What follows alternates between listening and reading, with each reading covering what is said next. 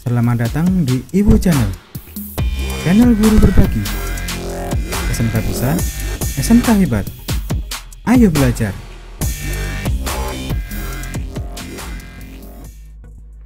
Assalamualaikum warahmatullahi wabarakatuh.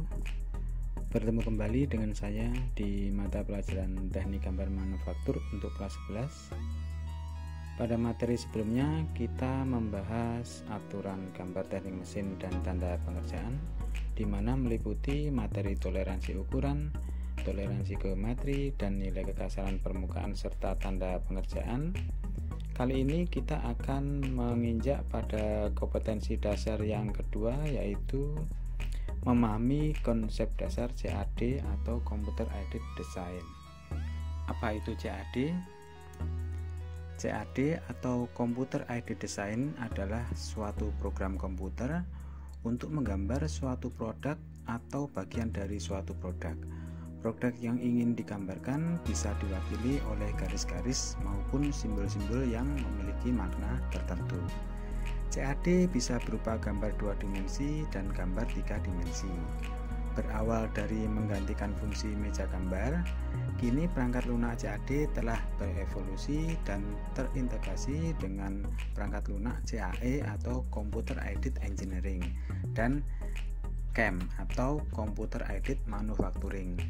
Integrasi itu dimungkinkan karena perangkat lunak CAD saat ini kebanyakan merupakan aplikasi gambar 3 dimensi atau biasa disebut solid modeling.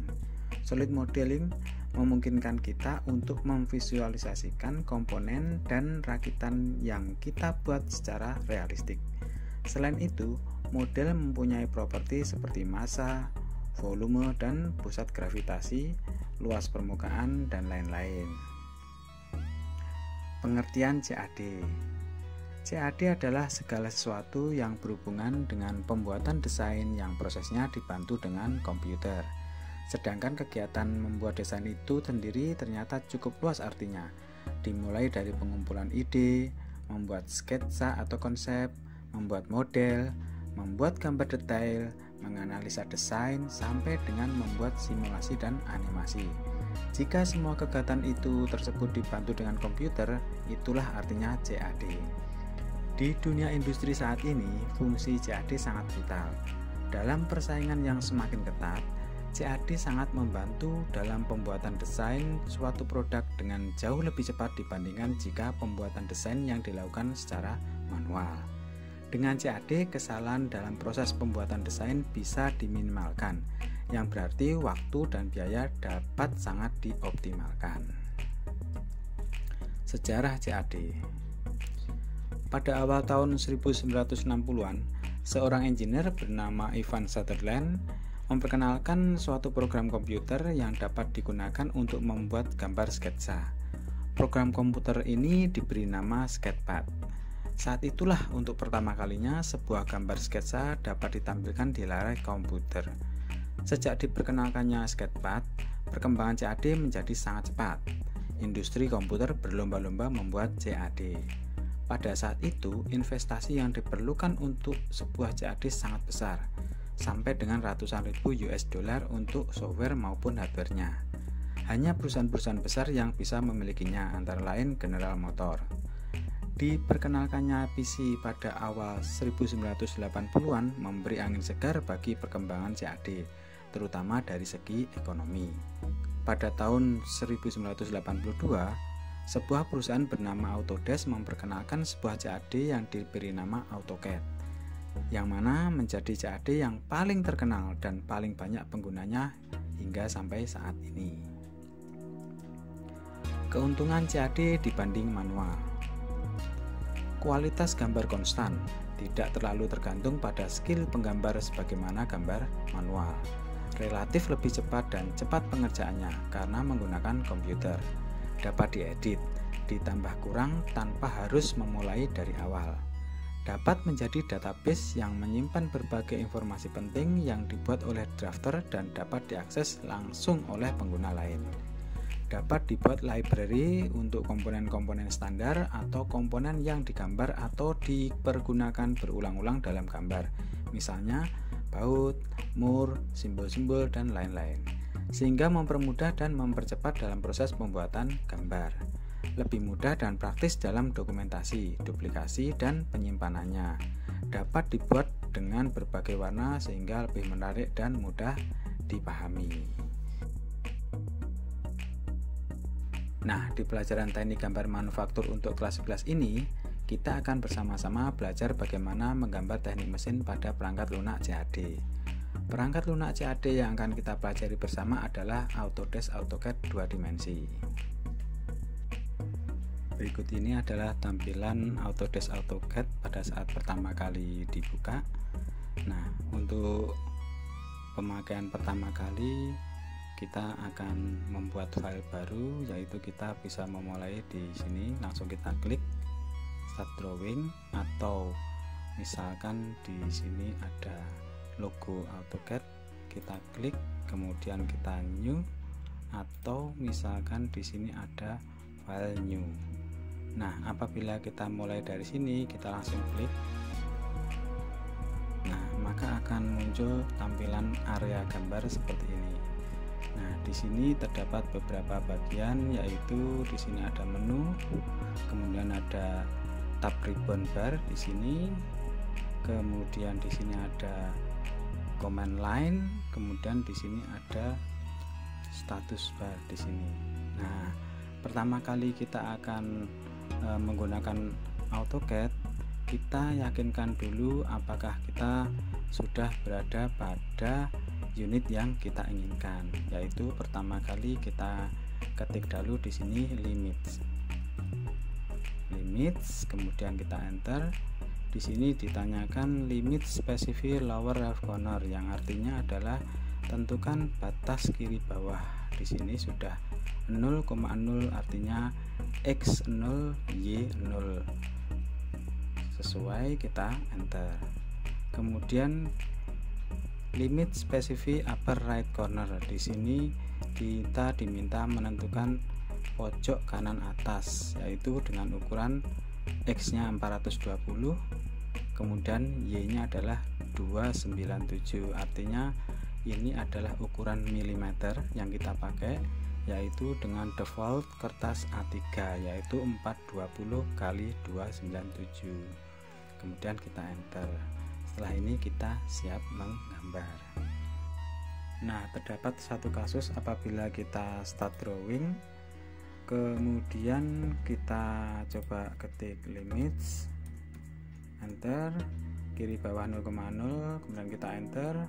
Limit atasnya adalah 12,9, artinya itu adalah ukuran inci, 12 inci kali 9. Apabila terdapat seperti ini, kalau diteruskan berarti nanti gambar yang akan kita buat di sini satuannya adalah inci. Jadi karena kita akan memakai milimeter, ini kita tutup. Oke, kemudian kita ulangi di sini, tetapi kita mencari template yang milimeter, yaitu kita menggunakan ACAD ISO DWT di sini, atau misalkan kita pakai no template metric, sama saja.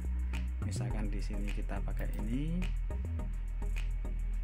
Nah, di sini coba kita ketik limit lagi, enter, kemudian kiri bawah 0,0 betul, kemudian kiri atas 420,297. Berarti kita sudah memakai untuk yang satuan milimeter. Nah, sekarang kita siap menggambar. Sebelumnya kita beri penjelasan garis besarnya, di mana di sini adalah area gambar. Area gambar ini luas tak terhingga.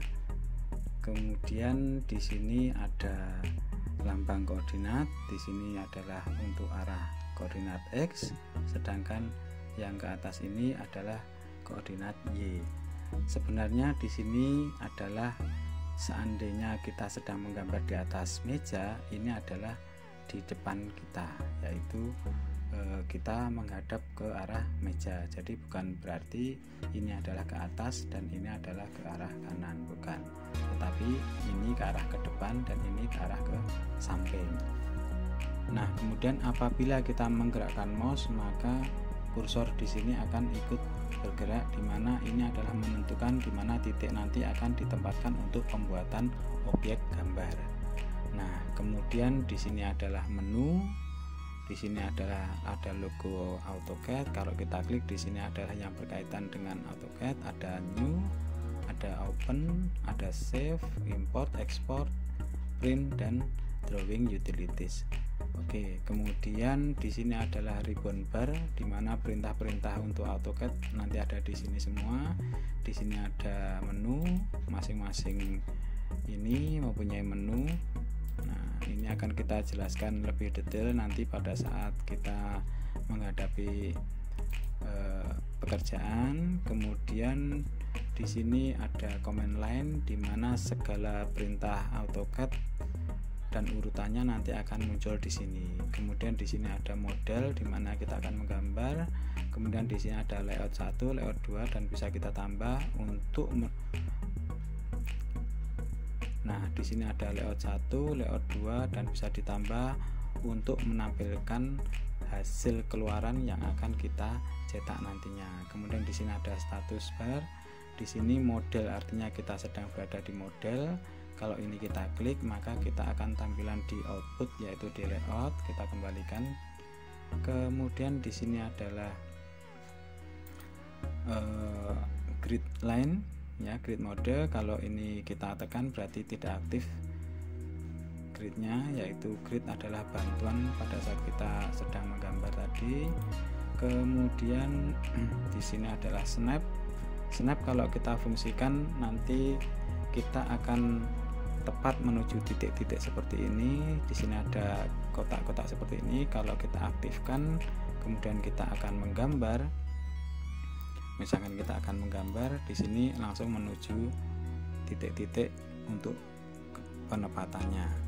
Nah, ini tidak usah kita aktifkan. Kemudian di sini adalah dynamic input. Jadi kalau misalkan kita memberi perintah dynamic input, misalkan kita akan memberi perintah. Nah, di sini untuk angka dan perintah akan muncul di mana kursor sedang berada. Kalau ini tidak kita aktifkan, berarti segala perintah akan muncul di sini. Kemudian berikutnya di sini adalah ortho mode. Kalau kita aktifkan, kita hanya bisa bergerak lurus ke arah samping dan ke arah atas ini. Nah, kalau ini kita nonaktifkan, berarti kita bebas bergerak. Kemudian di samping sini ada polar tracking. Polar tracking ini membantu kita pada saat nanti kita ingin gambar ini bisa membantu untuk lurus ke arah samping dan ke arah depan. Kalau ini kita aktifkan, nah di sini terdapat bantuan. Oh, bahwa ini sudah lurus. Ya, seperti itu. Kalau kita nonaktifkan, berarti dia tidak kelihatan apakah sudah lurus atau belum. Ini kita aktifkan. Kemudian di sini ada auto snap tracking, berarti nanti artinya snap nanti akan kita jelaskan pada babak berikutnya, yaitu penempatan pada objek yang lain. Ini di sini juga objek snap untuk penempatan. Nah, di sini adalah untuk menunjukkan tebal tipisnya garis. Nah, di sini 1:1 artinya berarti kita sedang menggambar pada skala 1:1 atau mungkin skala lain yang akan kita pilih. Di sini ada 1:2, 1:4 dan seterusnya. Kemudian di sini ada gambar roda gigi. Di sini berkaitan dengan menu yang akan kita pakai. Nah, centangnya ada di sini, yaitu berarti kita sedang berada di 3D modeling. Karena nanti kita akan mempelajari 2 dimensi, berarti kita memakai drafting and annotation. Kita klik aja. Oke, nanti di sini perintahnya sudah berbeda dengan tadi. Nah, garis 3 ini kalau kita klik akan muncul menu-menu yang aktif atau tidak aktif yang muncul di layar. Kalau kita ingin misalkan menonaktifkan beberapa menu atau mengaktifkan beberapa menu, di sini kita misalkan dynamic input ini tidak aktif, berarti nanti di sini hilang. Kalau kita klik lagi, di sini muncul.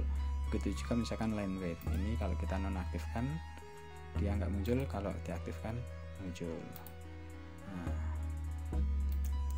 Nah, di sini adalah ribbon bar di mana terdapat beberapa menu yang nanti akan kita pakai untuk menggambar. Misalkan di menu home terdapat sub menu yaitu misalkan draw, ada membuat garis yaitu line, membuat polyline, membuat garis kurva tertutup, kemudian membuat lingkaran atau circle, kemudian juga menu yang lain.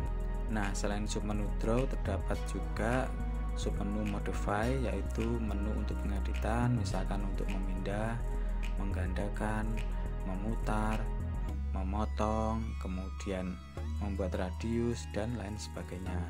Kemudian ada juga sub menu annotation yaitu untuk membuat ukuran dan teks.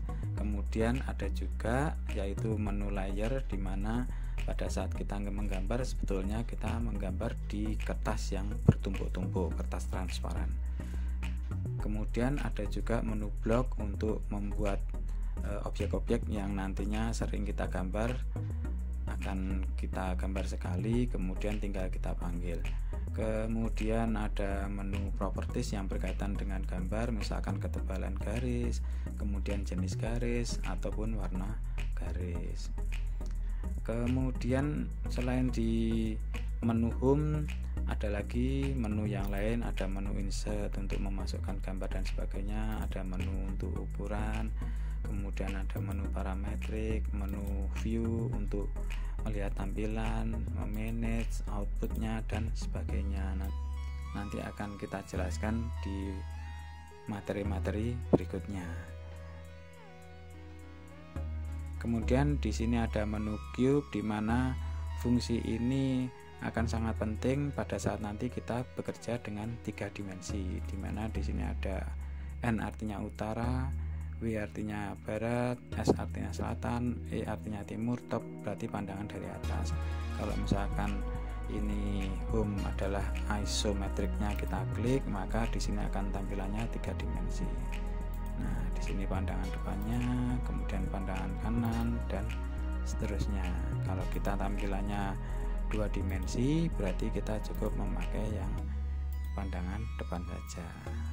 Nah, seperti ini. Nah, fungsi kemudian yang akan kita banyak pakai adalah mouse. Nah, pada saat kita bekerja dengan mouse terdapat scroll di tengah, manakala scrollnya yang tengah ini kita majukan berarti untuk memperbesar gambar. Kemudian kalau kita mundurkan berarti untuk memperkecil gambar tampilan. Nah, kemudian pada saat scroll tengah ini kita tekan akan berubah menjadi pan, yaitu untuk memindah-mindah tampilan penempatan gambar. Kemudian di sini juga sama. Nanti silakan kalian mengeksplor sendiri menu-menu yang ada di AutoCAD. Nah, itu tadi adalah gambaran umum bagaimana nantinya kita akan bekerja menggunakan AutoCAD. Untuk pertemuan berikutnya kita akan memanfaatkan fitur-fitur di AutoCAD ini untuk membuat gambar teknik mesin. Masih sangat banyak sebenarnya fitur-fitur yang perlu dikenalkan, karena keterbatasan waktu maka materi ini dapat siswa kembangkan sendiri pada sumber-sumber yang lain. Terima kasih, selamat belajar. SMK bisa, SMK hebat.